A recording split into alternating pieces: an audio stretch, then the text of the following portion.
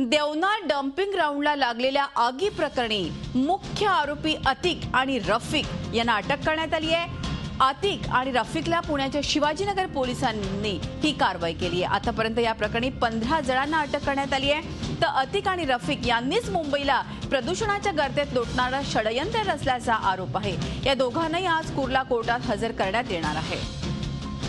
एकूणच संदर्भात अधिक माहिती घेऊयात। आपले प्रतिनिधी कृष्णात पाटील आपल्या बरोबर आहे। कृष्णात, आपण बघतोय अखेर शिवाजीनगर पोलिसांनी अतिक आणि रफिकला पकडलेला आहे। कशा तऱ्हेने एकूणच हे प्रदूषण घडत होते आणि काय अधिक माहिती आहे? देवना डम्पिंग ग्राउंडची आगीचा मुद्दा जो आहे तो मुंबईत गाजतोय सध्या। वारंवार लागणाऱ्या आगी आणि यामागे असणारे कोण व्यक्ती आगी लावतात याचा जो शोध जो आहे ते शिवाजीनगर पोलीस या ठिकाणी घेताना दिसते।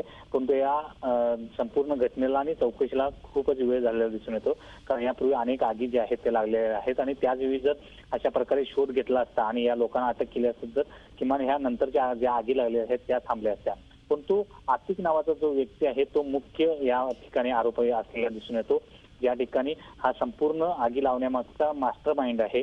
कारण जे अनधिकृतरित्या डम्पिंग ग्राउंडवर जे धोकादायक वस्तू टाकण्याचं काम असू दे किंवा मेडिकल वेस्टेज जे टाकण्याचं काम असू दे किंवा अनधिकृत डेब्रिज टाकण्याचं काम जो आहे तो अतिक करत होता आणि यामागे संपूर्णतः मुंबई महापालिकेच्या अधिकाऱ्यांचं संगनमताने कशा पद्धतीने येतील यासाठीची जी साखळी कार्यरत होती आणि यातून मोठ्या प्रमाणात पैसा देखील तो मिळवत होता आणि यामुळेच तो मुंबई महापालिकेतल्या अत्यंत सिक्युरिटी गार्ड पासून ते मोठ्या अधिकाऱ्यांपर्यंत खुश ठेवण्याचं काम हा करत होता।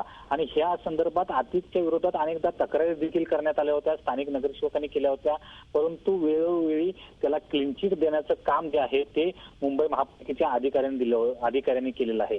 आणि एकंदरीत हे संपूर्ण प्रकरण जे आहे ते कशा प्रकारे दाबलं जाईल आणि त्याचा अतिकचा व्यवसाय जो आहे तो वारंवार कसा भरभराटीत राहील याकडे मुंबई महापालिकेचे अधिकारीच काम करताना दिसत आहेत।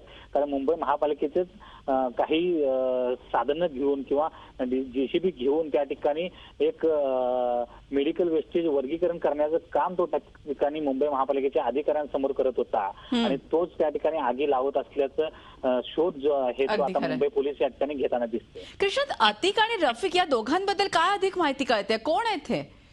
नाही, मुळात हे दोघेही भंगार व्यावसायिक आहेत आणि भंगारचा मोठा व्यवसाय जो आहे तो यांचा आहे आणि अनधिकृतरित्या डम्पिंग म्हणजे मुंबई महापालिकेचं देवना डम्पिंग ग्राउंड जे आहे त्या ठिकाणी ज्या धोकादायक वस्तू आहेत किंवा डेब्रिज जे आहे ते टाकण्यास मनाई आहे, परंतु जे अनधिकृतरित्या डेब्रिज टाकण्याचं काम किंवा धोकादायक वस्तू त्या ठिकाणी डम्पिंग करण्याचं काम हे दोघेही या ठिकाणी करत होते। प्रामुख्याने अतिक जो आहे तो मुख्य या ठिकाणी मास्टर माइंड आहे आणि त्याला साथ जी आहे ती मुंबई महापालिकेच्या तिथले डम्पिंग ग्राउंड मधले सिक्युरिटी गार्ड असू देत किंवा घनकचरा व्यवस्थापन विभागातील अधिकारी जे आहेत ते देखील या ठिकाणी आतापर्यंत त्याला साथ देताना समोर आलेले आहेत। त्यामुळे एकंदरीत अतिक जो आता पोलिसांनी चौकशी केल्यानंतर अतिक जी नावं समोर येतील मुंबई महापालिकेच्या अधिकाऱ्यांची ती पाहणं गरजेचं आहे।